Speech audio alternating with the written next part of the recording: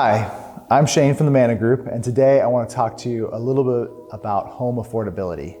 This has been a hot topic in recent times because home prices have skyrocketed, making home affordability pretty difficult. In addition to that, we've had an increase in interest rates, which also has made it really hard. So you've seen news headlines about a 50-year mortgage, a portable or assumable loan has been something that's been floated about. So let me explain a little bit of the problem that we're experiencing first. So we had a giant spike in home prices when COVID hit. So 2019, we saw growth over those years. At some point there was 28% appreciation year over year in home prices, and the average is 4%. So year over year, if we're seeing 4 to 6%, that's like a normal range. You know, if we're pushing into 28% growth, that's 7 times as much. So you can see home prices outpaced the average by a considerable amount. So all of a sudden, you're earning a certain amount of money, home prices skyrocket, your monthly mortgage payment got way out of reach. The next thing that happened is that interest rates were historically low. We were seeing right around 3%, sometimes sub 3% was common. So you could borrow money to purchase a house and your monthly payment would be substantially lower. And so those also have gone up. So we've gone from 3%, now we're hovering around 6% on average. So nearly double there as well. So you can see where affordability just kind of skyrocketed out of the way. To give some statistical analysis to that, pre-pandemic levels, your debt to income ratio, or how much your percentage of income that was used for your home mortgage, was right around 22 to 26% on a national average. So you see people, if you made $10,000 a month, just for round numbers, your monthly mortgage payment could have been like $2,200 to $2,600. And that would have been like the normal average.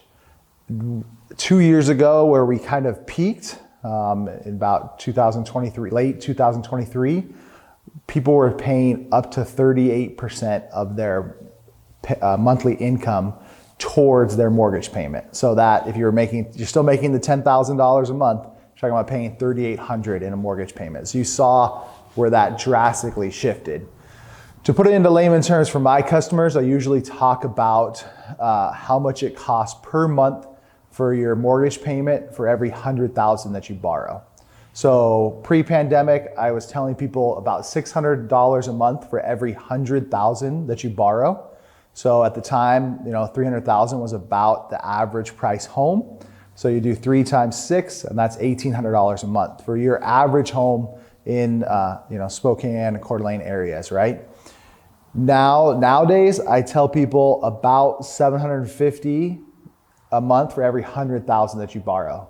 So that $1,800 a month turned into $2,250 on the average for your normal, just regular everyday.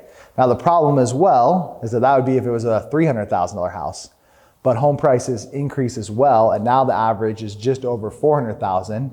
So you're already the way into like $2,950, $3,000 a month for your average payment.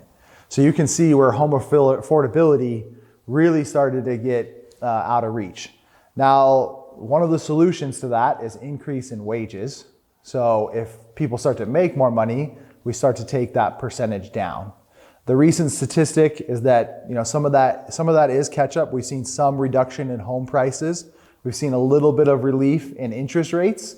So currently nationwide right now, the average is about 32% is what people are spending on their mortgage payment. That is I think that's within healthy. I tell people that I prefer to see your mortgage payment consume about a fourth of your monthly income. So 25% is like a really healthy level. I don't have a problem if you go all the way up to 33%. That's still healthy.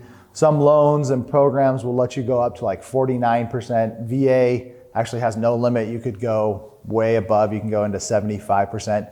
That is not a wise idea unless you have like income that is maybe not reported in normal channels or counted from a mortgage lending perspective. So there are outlier cases, so we're just talking in the generalities. So the way we can solve some of this home affordability issues is we need wages to increase, and that takes time. Or if we saw home prices come down drastically, that would help, but that would also hurt people that have bought homes in the last 1, 2, 3 years. That'd be really painful for them as well. Maybe the simplest way is to get interest rates to come down, and that's why you hear a lot of talk in the news, headlines. What can we do with interest rates? We have seen at least a 0.5% reduction, maybe all the way up to a whole percent reduction in rates. We were hovering around 7%, now we're hovering around 6%. If that number continues to come down, and hopefully wages, we get, cost of living increases, people do get promotions, find new work, find new jobs, hopefully wages increase and interest rates come down, and then we can start to get home affordability back into a reasonable level. Currently, I would say it is an issue or a problem that we're facing in the housing market.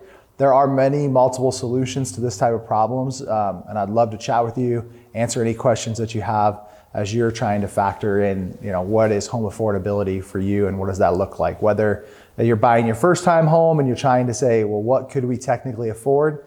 Or you're currently in your home, but maybe you've outgrown it and you need to upgrade that home. What are your options there and how that would work?